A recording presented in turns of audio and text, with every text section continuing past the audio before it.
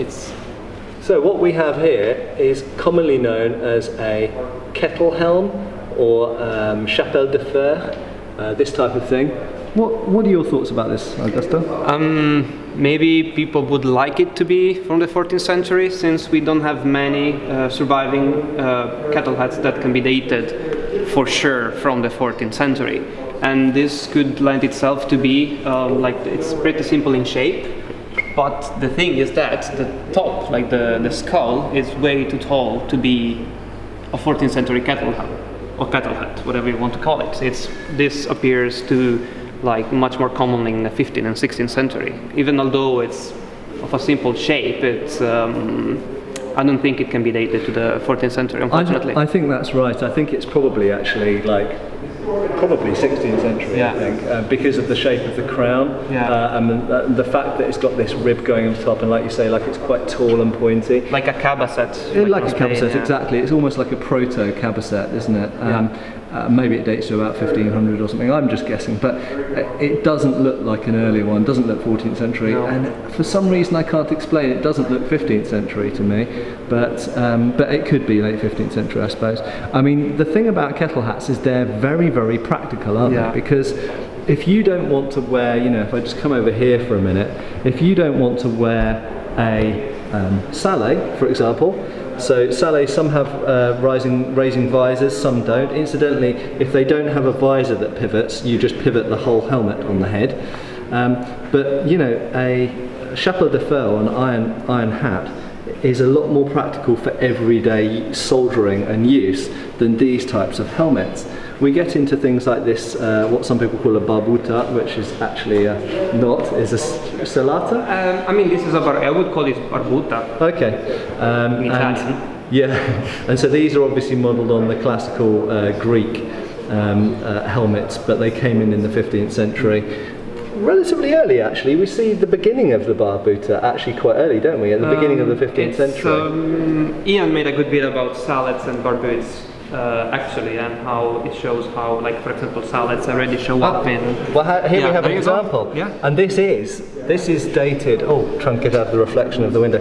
This is dated as late 14th century, and I think that's correct, isn't it? This is reckoned to be an original. Yes. So as you see, this has got the scooped in back, which is characteristic of a later Barbuta or a Sallet, in fact.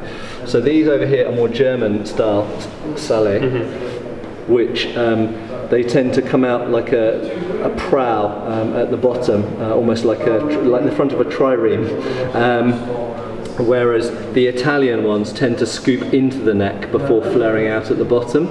And as we see down here, this is almost certainly Italian, I would say, isn't it? Yeah. But you've got the back is shaped like a Barbuta or a Sallet, but the top. It's a bassinet. It's a bassinet, yeah. So what we've got here is we've got the beginnings of the development from the bassinet into the Barbuta or the Sallet.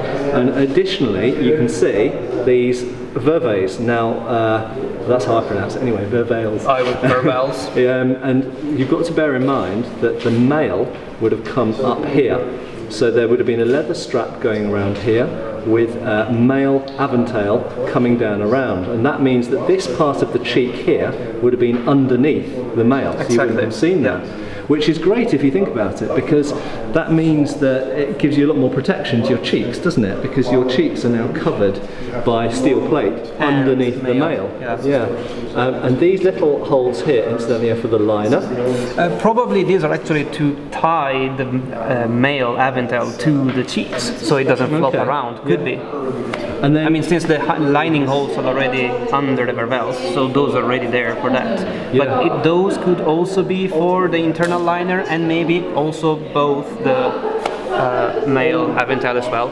Yeah, could be. And I mean, I think, are we looking at on the forehead here? Are we looking at where the visor, like a clap visor, would have attached? Exactly. Like keyhole, so-called keyhole visor that you can see in like the late Italian, like late 14th century Italian art. We have a couple of surviving examples: Royal Armories, Leeds, Yeah, so this is actually, we overlooked it at the beginning, but actually this is one of the most important helmets in this cabinet, I would say, because it shows the missing link between the Bassinet and the Sallet, and is late 14th century, or should we say around 1400, yes, I would think. more likely. And that evolved into these, and indeed into these as well. So yeah, really important helmet. Thanks for watching. Please subscribe. We have extra videos on Patreon and you can follow us on Facebook.